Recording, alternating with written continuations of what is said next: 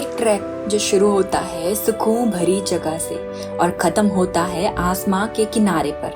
बारिश के बीच का रास्ता, बादलों के अंदर खो जाने का एहसास और सबसे ऊंचे शिव मंदिर के दर्शन।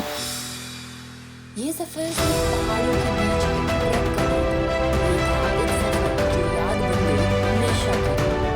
तुंगनाथ और चंद्रशिला की इस ट्रैक की कहानी अब शुरू होती है।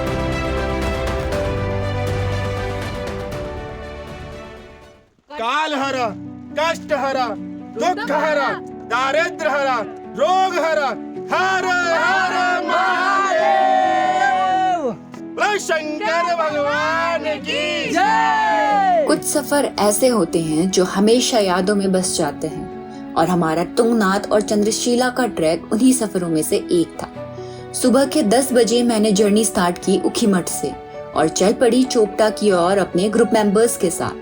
चोपटा से हमारा ट्रैक शुरू होने वाला था।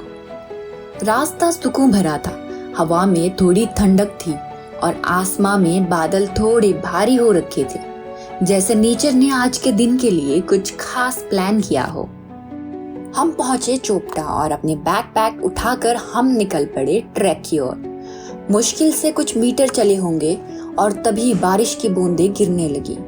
हमें लगा बस ये तो एक एडवेंचर की शुरुआत है।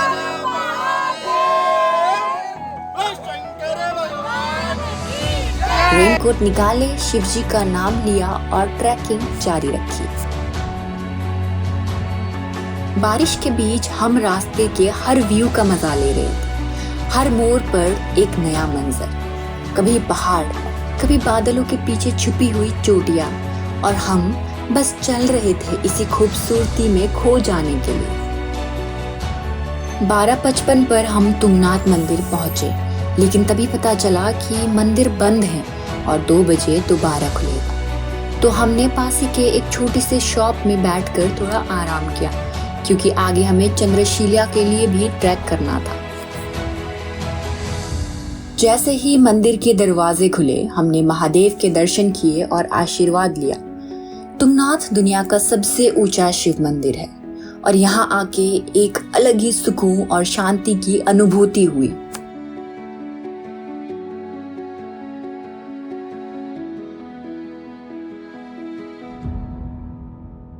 मंदिर से निकलते ही फिर से बारिश शुरू हो गई, लेकिन इस बार हम तैयार थे। चंद्रशिला का रास्ता हमारी राह देख रहा था और हम फिर से चलते रहे। चंद्रशिला के शिखर पर पहुंचकर जो दृश्य हमने देखा वो जिंदगी भर के लिए हमारे दिल में बस गया। हर तरफ बादल और तभी बिल्कुल अचानक से एक रेनबो दिखाई दिया। ऐसा लगा जैसे नेचर ने हमारे लिए एक स्पेशल वेलकम प्लान किया हो।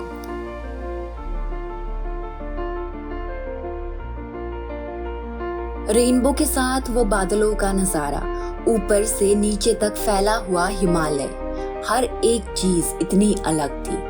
हमने वहां कई घंटे गुजारे, लेकिन लग रहा था जैसे समय वहीं थम सा गया हो।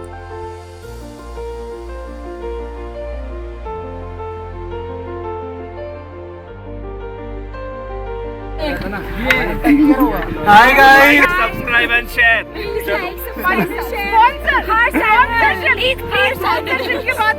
स्पॉन्सर फाइनली हम जा रहे हैं वापस। चीन टबाक टमडम।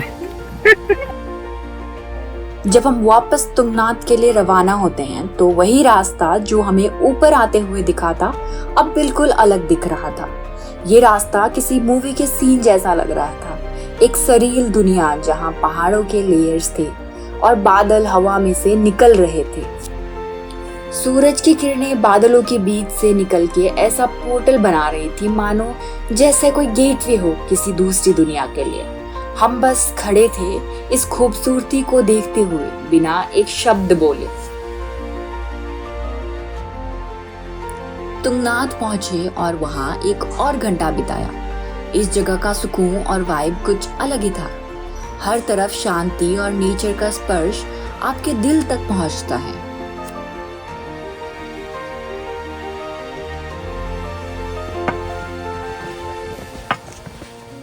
चलिए भैया, bye bye. Bye bye.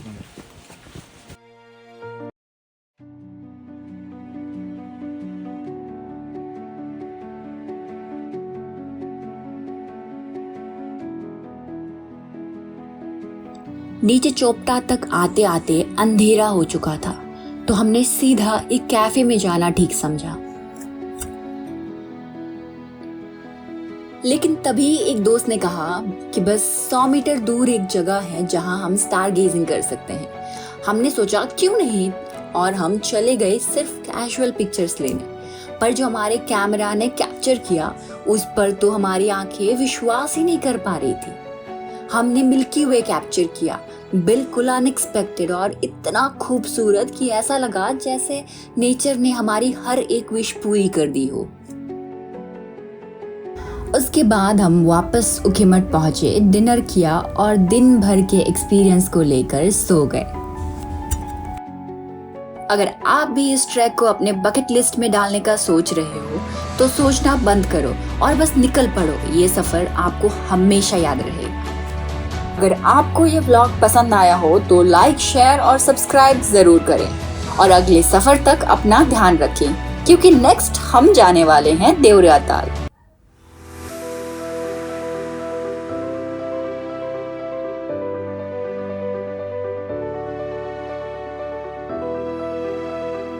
Till then, see you. Bye bye.